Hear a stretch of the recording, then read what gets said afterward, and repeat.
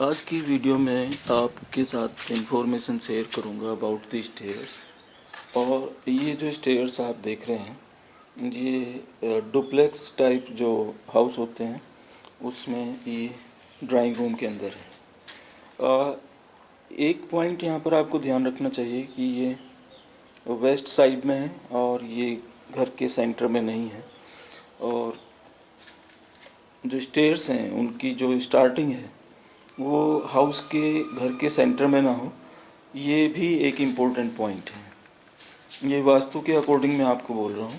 तो यहाँ मैं कुछ इन्फॉर्मेशन आपके साथ शेयर कर लूँ तो सबसे पहले मैं ये फर्स्ट स्टेप यहाँ रखूँगा, फिर ये सेकंड स्टेप है, फिर थर्ड स्टेप है, ये फोर्थ स्टेप है, ये फिफ्थ, देन सिक्स्थ, ये सिक्स्थ वन, 7, 8, 9, ये 10, 11, 12, 13, 14, 15, 16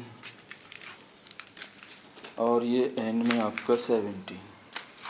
तो अभी जहाँ मैंने पैर रखा है, ये जहाँ पैर रखा है ये 17 है।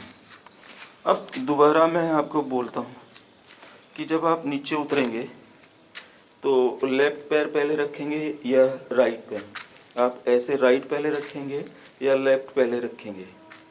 तो ऑब्वियस है आप पहले जब ऊपर से नीचे की उधर साइड आएंगे तो लेफ्ट पहले रखेंगे, लेफ्ट राइट लेफ्ट, ये राइट लेफ्ट राइट लेफ्ट, और ये right left right left right left right left right, और ये फ्लोर है लेफ्ट।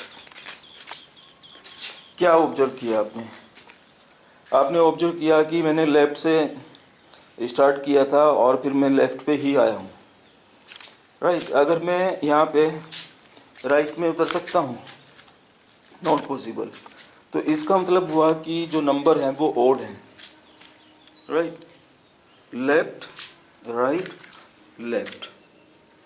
और ये आपने ऑब्जर्व किया होगा कि जो भी व्हीकल्स हैं, जो पब्लिक व्हीकल्स हैं, उसमें आप 3 स्टेयर्स देखते हैं, 3 स्टेप्स देखते हैं, ओड नंबर होगा।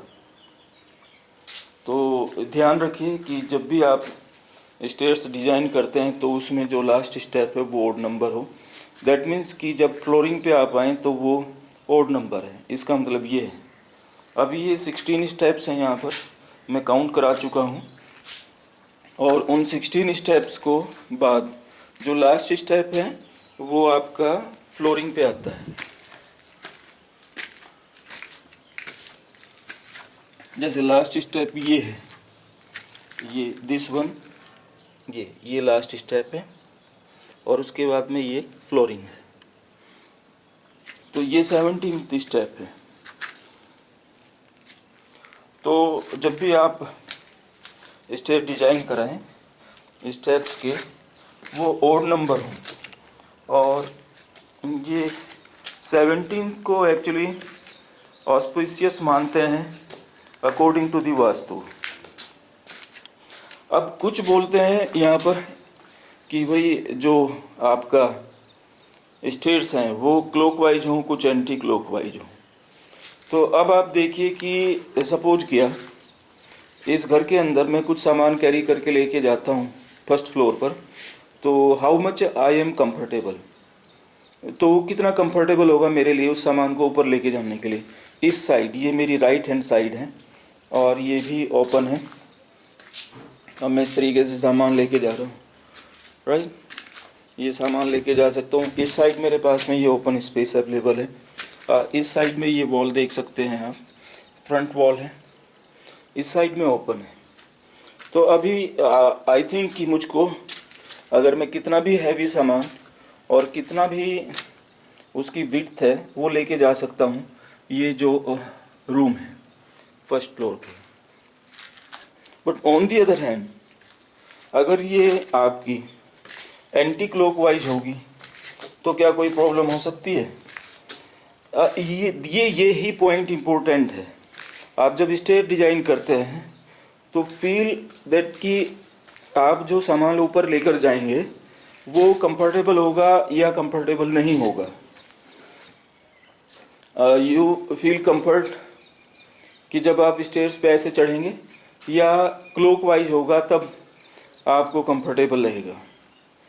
तो एंटी क्लॉकवाइज या क्लॉकवाइज बेसिकली वास्तु बोलते हैं, लेकिन जितने भी वास्तु बुक्स हैं वो can not decide, they speak कि आप क्लॉकवाइज भी ले सकते हैं, एंटी क्लॉकवाइज भी ले सकते हैं।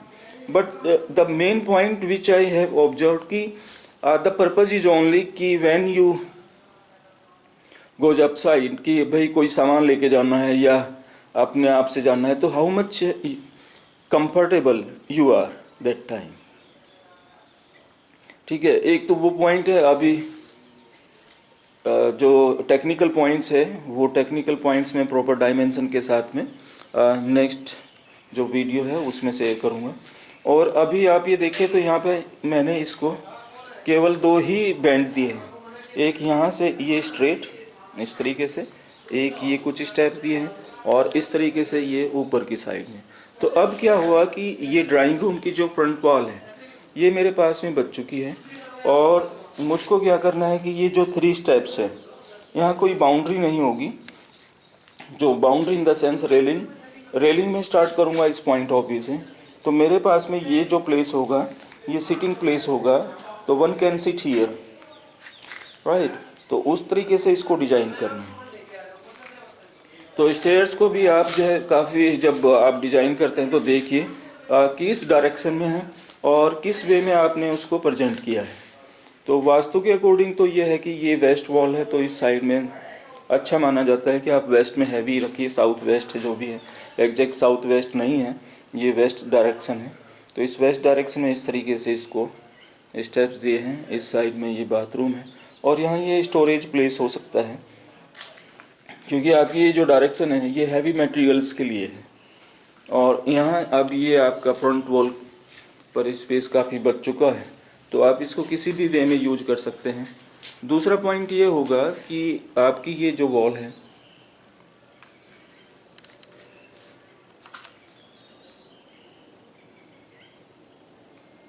आपकी ये जो वॉल है राइट इस डायरेक्शन में, तो आप इसकी देखिए कि डायमेंशन कितनी आपको मिलती है। ये आपको टॉप तक मिलती है, ये इस टाइप से ये ओपन वॉल मिलती है। तो इस ओपन वॉल का बेनिफिट क्या होगा कि इतना एरिया और इस एरिया से लेके उस साइड तक ये सबको दिखाई पड़ेगा। तो यू कैन मेक कोई भी जो भी आपका इंटरेस्ट का पॉइंट है, कोई पेंटिंग यहाँ पे आप लगा सकते हैं। आप अपने जो भी प्रोग्रेस है फैमिली जो ग्रुप फोटो हैं वो उसको यूज कर सकते हैं। और दूसरे बड़े बड़े पेंटिंग्स हैं, जैसे यहाँ से मैं प्लान कर रहा हूँ कि एक हॉर्स है, वो हॉर्स दौड़ता हुआ इस साइड जाए, तो इधर स्टेयर्स हैं और इधर हॉर्स जाएगा, तो उसका जो लुक होगा, उसका जो अपीयरेंस होगा that will be for better as compare to the जो नॉर्मल वॉल्स यूज करते हैं। तो प्लानिंग आपकी है, आप एक बार सोचिए कि स्टेयर्स का एरिया आप किस तरीके से यूज कर सकते हैं और किस पर्पज़ के लिए यूज कर सकते हैं। और इसी के साथ साथ मैं एक पॉइंट और आपको दिखा दूं कि जब मैं स्टेयर्स के नीचे आऊँगा तो जो टॉप होगा वो आपको इस तरीके से दिखाई पड़ेगा। तो ये जो पॉइंट है, ये सबसे ऊपर का जो माउंटी जिसको बोलते हैं वो ये पॉइंट है। तो इसके नीचे खड़े होके क्या होगा कि ये पूरा का पूरा एरिया आपको खुला हुआ दिखाई पड़ेगा। और जहाँ मैं अभी खड़ा हूँ ये एरिया, ये सेंटर प्लेस है ऑफ द प्लॉट, मतलब इस हाउस का ये सेंटर प्लेस है। ये एरिया, ये जो मार्क किया है, ये सीमेंट जो पड़ा है, ये नहीं, मतलब ये एरिया आप समझ सकते हैं कि सेंटर प्लेस है। तो सेंटर प्लेस क्या है कि वो वास्तुशास्त्र के अकॉर्डिंग आकाश तत्व है, और उस तरीके से ये एरिया यहाँ पे ओपन है। पहले जब प्लॉट्स या बिल्डिंग बहुत बड़े होते हैं तो उसमें बीच में जो गुंबद दिखाई पड़ता है आपको, वो सेंटर प्लेस होता है, और वहाँ पर वो आकाश तत्व के लिए ओपन कर दिया जाता है। तो एक ये भी पॉइंट आप यहाँ पे ऑब्जर्व कर सकते हैं। आई होप कि this information will be beneficial for you. ये अच्छा लगा होगा ये पॉइंट भी। अच्छा लगा है तो आप वीडियो शेयर करिए, लाइक करिए, और अगर कोई क्वेश्चन है तो यू कैन आस्क ये मैसेज बॉक्स में। आई होप कि मेरा जो एक्सपीरियंस है वो आपके लिए भी बेनिफिशियल होगा। Thank you, thanks for your cooperation, your time. Okay.